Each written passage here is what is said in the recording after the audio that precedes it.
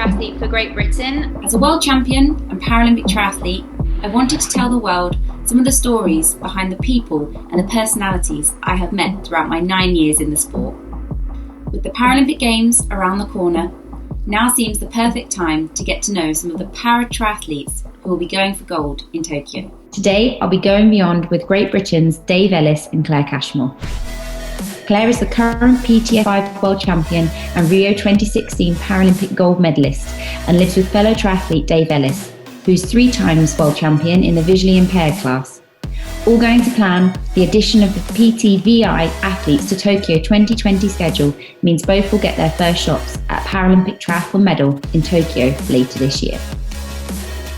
So how did you both get into sport, and at what point did you both decide that you wanted to become Paralympians and I guess race on the biggest stage that disability sport has? So I started, well, to be honest, I hated swimming. I was absolutely petrified of the water. And we lived in Dubai, so obviously you're surrounded by water, so it was quite an essential life skill. So it was something that my parents kind of pushed me into doing. And before I knew it, I absolutely loved it, and I became an absolute water baby. And then I think it was around the age of 12 when we moved back to the UK, and I really, really missed swimming.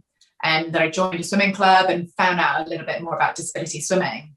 That I then realised, actually, I'd quite like to do this competitively. And then at age of 16, I ended up completely out of the blue qualifying for my first Paralympic Games. And that just gave me a massive bug. And then obviously switched over to triathlon later on throughout my career. Of course. And Dave, how did you sort of get into the world of disability sport? Well, I basically just did sport as a kid, but wasn't disabled, and then acquired a disability through like a macular degeneration when I was about 16. Yeah. Which I was then eligible to do para swimming, which kind of got into when I was about 20, I think, or maybe 19 or 20, and somehow I managed to qualify for World Champions pretty much straight away, which was quite good. Managed to thrown in the deep end. Yeah, and go to the games a couple of years later, which basically thought I'd go to another games, but haven't, and always wanted to. So ended up trying a few different sports, and then hopefully we'll get there again. 2021. Let's hope it goes ahead. Oh yeah, it's being delayed even further for you, bless you. Yeah. And Claire, obviously Athens 2004 was your first games. Can you actually remember qualifying? Yeah, because I remember the time was, when the qualifying times came out, I looked at them and I was like, no way, like there's no chance I'm going to do that. But when you're that age, you just knock huge amounts of time off your PBs. That definitely gets harder as you get older. But when I was 16, I went to the trials and ended up cracking out a really, really good swim. And I remember looking at the scoreboard and seeing the time and thinking, I'm sure that's the qualifying time, but I'm not actually 100% because it obviously wasn't within what I was expecting at all. So quickly went to my coach, found out that it was the qualifying time, and was super, super excited. Didn't really know what I was getting myself in for, but it was amazing.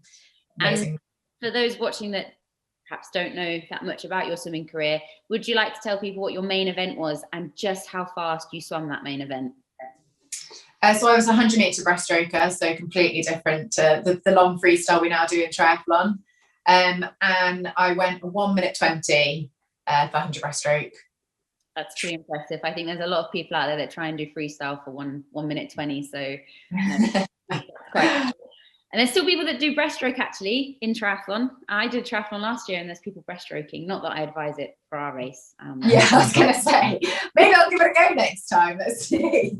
And Dave, I think Beijing 2008 was your first games? Only games, in fact. First and only. Well, I kind of think only so far. Yeah, it's going to happen. Come on. Yeah. So can you also remember competing there, qualifying? Yeah, pretty much everyone on the team had qualified at first trials in was it British national champ, or the first one, and there was 2 qualifying chances for us to get to the games, and it was like, oh, pressure's on here, because I was like way off on the first one. But managed to like just, I don't know, rest up a bit more. Did you go away somewhere? I think I just didn't train quite so much leading into it, because I was pretty dead. And then just swam way better at the second trials and qualified in 2 races, and then already done like a few other races, so that I was able to do more at the games as well. And it was just amazing experience, really. And then since obviously you've both left your swimming careers, could you talk to us a bit how you transferred from the worlds of swimming? Dave, did you dabble with running a bit before there was triathlon? Could you both just talk a little bit about, I guess, your progression into the world of para-triathlon? You go. Well, I did para-tri in 2013 and 14 for a couple of years, but then the category wasn't in for Rio, so I did dabble with athletics for a little bit, tried to qualify for that. Got pretty close to sort of the standard, I reckon, but not quite. So back to triathlon, and well, I was actually discussing this earlier with Doug, and it was that actually they obviously for Rio they only selected 6 categories to go forward for the games. You then had to wait another 4 years to go to a games. One had well, exactly. One, how did that feel? And then they didn't release until about 2 years ago which categories were actually going forwards to Tokyo. How did you, because at the moment motivation is low for everybody in a lockdown, how did you find motivation and the will to continue training and pushing yourself in hope that it would be there? It was pretty tough. It was to be fair, this time I didn't think it would, like, my category would go in. So it was almost just like, oh, I'll do this for a couple of years and then that'll probably be the end of my sporting career. But luckily it is. So I think that it was just the hope, really, just living in hope. And I think once it was in, maybe the motivation picked up a little bit more. I bet a lot of the VI guys and girls, guys have found that anyway. So. Yeah. I remember when it was like the day that it was being announced, and suddenly they changed the day and it came out like a day or two earlier, didn't it? Yeah. And we'd just been at my cousin's wedding and we got like a message being like, the categories have been announced, or have you seen the news, categories being announced? And we were like, oh gosh, both of us felt so sick, because I felt sick because I knew how much Dave wanted it, and he'd worked so blooming hard for so many years. And I was just like, please be in. And obviously, I really wanted. And I felt so sick because I was quite hungover. There was a second celebration, Dave. You just carried on drinking. And Claire, could you talk to us a bit about, obviously, you've had a really successful swimming career. What made you make the decision to switch over into the world of para-triathlon? And how was it for your first race, going from a swimming race that lasts 1 minute 20 to a triathlon that's like an hour to an hour and 10? Yeah, so it was after Rio, actually. My funding was cut from swimming and I kind of was at a bit of a loose end of what to do. And so I took a few months out of sport completely to decide what it was I really wanted and try and find myself a little bit. I've been in swimming since I was 16. It's a long time to be doing something. So I took a bit of time away, and I've been having quite a few conversations with British Triathlon, and it's always been something I wanted to give it to try, particularly as I was a runner as a kid. So then there was a suggestion of a talent transfer program, and I was really, really lucky that I got given that opportunity and switched across. And it is amazing. It was a massive, massive step outside my comfort zone. I learned so much about myself in that first year. And I remember that first race thinking, what on earth am I doing? Why? This is so painful and it's so long and I'm just hating every minute. And then, at the end of it, I was like, I want to go again. That was great. And you forget the pain, don't you? And then the next race, you're like, oh my gosh, this is horrible again. But you keep going. That was, and it was definitely eye-opening. I made so many mistakes. I just felt like a complete chopper, not really knowing what I was doing. There was so much to think about, and just trying to get through the process of the race was the biggest challenge. And would you say, looking back, that you're happy you made the decision to become a triathlete? Is it the right choice for you? 100%. So glad I made the choice. I'm so much happier now than I was, a good few years ago. And I love the variety of the training. I love the sport. I think it's an amazing community. So yeah, 100% made the right choice. This makes me very, very happy. And now I kind of want to go into a bit about how, I guess we could talk about how it was in swimming, but also in the world of triathlon. Any adaptations and difficulties that you faced with having disabilities? So what might you have had to think outside the box to do? What do you think's been the biggest hurdle to overcome? You probably both got very different things that you've had to deal with, but could you talk to us a bit about those sorts of things? Do you want to go first? So for me, swimming, there wasn't really anything I needed that was any different. I kind of just got thrown in with a group of able-bodied swimmers and just carried on. And the only thing that would be adaptive was sometimes the turnarounds. But in triathlon, there's a lot of adaptations, and a lot of times I've needed to think outside the box. When I first moved into triathlon, it was right, okay, you need a prosthetic. And I'd never worn a prosthetic as a kid, so I was not used to this at all. And trying to control the bike with a prosthetic that was slipping all over the place and just felt like it was this random thing on the end of my arm, which I had no control over, was actually not the right thing for me. So I completely changed what I was using, and actually am now pretty much attached to the bike, because I found that for me, I have a lot more control. Obviously the brakes, when I first started, and you're controlling a bike with one brake and you're going down hills at crazy speeds and it's wet and your brakes just aren't stopping you and you're shooting through traffic lights or whatever. It was quite intimidating. I was like, wow, I'm not sure about this. But obviously I've adapted. I've got disc brakes now, which are much better in the rain. And then obviously gears all on one side, but that actually is super easy. Yeah. So really the main adaptations have been on the bike. Obviously you've got to work out ways of using your stroke in a swim that works best for you and your difference. But other than that, I think it's been fairly straightforward.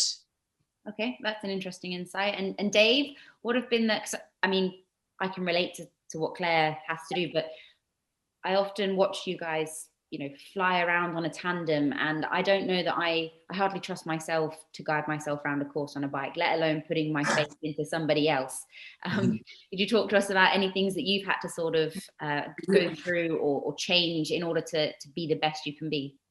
Yeah, I think just even the fact that it's almost like a team sport compared to just being on your own as a swimmer, or because it was like no relays for us either in the VI categories or for Britain. So yeah, just getting used to that and like putting your faith in someone else, and like their performance affects yours. If you're having a bad day, if they're having a bad day, it's just like different. And I think that took a little bit of time getting used to, and obviously the trust. I think that's even goes to like I'll always have a lot more trust with the guy that I've spent more time with or trained with, or even now it's just like definitely always want to be like have spent plenty of time with someone before you're gonna go out and race with them. So yeah, I think it's and a bit about, I don't know so much about I know obviously I listen to some of the race briefings. Could you talk to us about some of the rules that you have as you're doing a triathlon that are different from what other people might experience? Like I know there's some within swimming, there's some on the bike, and there are within running. Could you explain this a little bit for us? In terms of VI guidance stuff? Yes.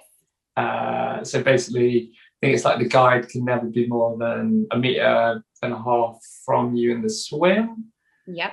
And you're tethered generally by the leg or the hip, which is like, I think that was quite a big thing to get used to as well, because obviously as a swimmer, you're just used to being quite free in the water. Yep. But that was a rule that obviously stops you swimming too far apart and getting in the way of all the other athletes. And and then on the bike, it's pretty standard. Everyone's got to use a tandem, and it's within regulations, whatever. But run again tethered. I think on the bike, I'm most impressed with how you both clip in together and unclip, and I've seen you do a flying mount, and that's hard enough when you're doing it yourself and clipping your own feet in, let alone two people synchronized. Like, that to me, I don't understand how it works. I'm like, how do you not, like, the person in front not knock your head off? Well, I would definitely.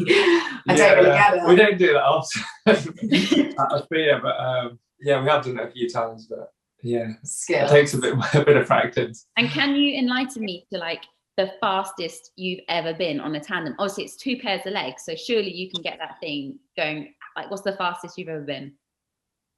On a downhill or just on flat? Just impress me, Dave. Impress me with a number. No, I think with Jack, actually, probably like 85k an hour, which is that like 50 mile an hour?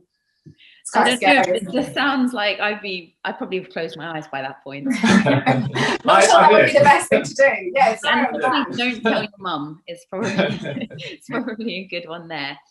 Okay, that's pretty cool, guys, for that bit. Claire, I wanted to just ask you a little bit about the fact that you actually have a degree. Yeah. And how was combining the world of elite disability sport and your degree, and do you have any plans with that degree post being an athlete? Yeah, so I have a degree from Leeds University, and it's actually in linguistics and phonetics. So quite a random one. I always planned to do speech therapy, and there was no way of really doing speech therapy at the same time as training. So I decided I did linguistics and then do a top up of speech therapy. Yeah. And I quite quickly realised that I'm not very good at listening. So that's probably not the best thing for me, route of career to go down. So I don't think I necessarily will use it. Yeah. But yeah, balancing training and being an athlete, training and being an athlete, that's the same thing. Yeah. Training and studying was quite challenging, particularly, you know, I used to get up at 4 a.m. to go swimming. So I would be getting up at 4 a.m. as all my friends were coming in from a night out. And they'd be like, where are you going, Claire? Like, the party's over. And I'd be like, my day's just starting. I'm on my way to training. So yeah, I used to do a lot of hours. I trained at Leeds City, and it's a pretty big national club, and the hours are really, really intense. So then trying to fit in studying and having a bit of a social life was challenging, but actually I swam the best that I've ever swam when I was super stressed at uni and writing my dissertation. So for me, I think having that balance is really, really important. And it's something I still trying to find in my life now, because I think just having a bit of stimulation outside of training is something that I really benefit from personally. Yeah, and at the moment, obviously, we're all in lockdown, so it kind of, there is an opportunity to do things outside of sport. What are you two getting up to in sort of like the lockdown and days off and resting? Are you doing any new hobbies or anything different to normal? On our last day off, we went up to Leeds for that cry screening. Got stuck in the snow on the way back. But wasn't fun. No, I think we tend to do a lot of cooking. Got a lot of Netflix, yeah, walking. I've actually written a book, so that's kind of been keeping me quite busy. Amazing. Are you allowed to tell us about it, or is it like a... I think so. I don't really know, to be honest. Well, I'll say, and then if I need to cut it out, you can cut it out.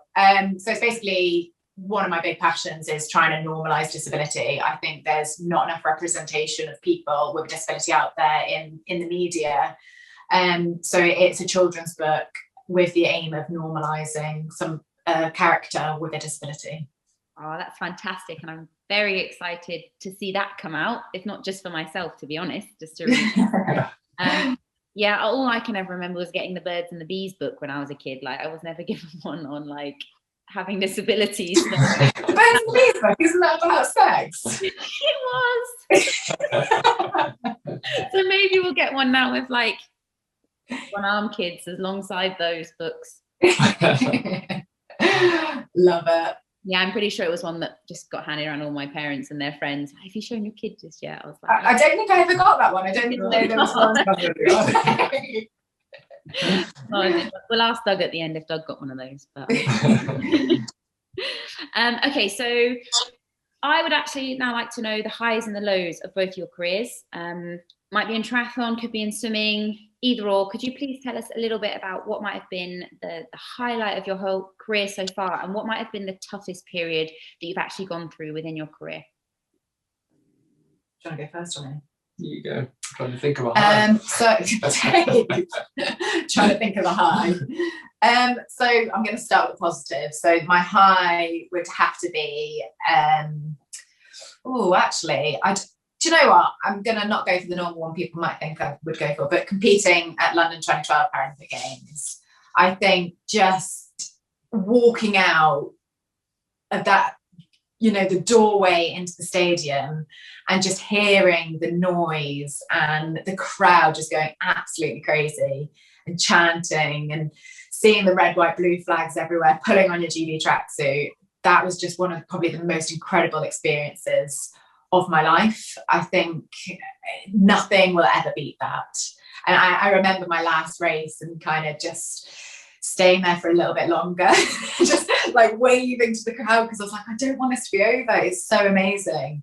So yeah, that's like a real highlight for me.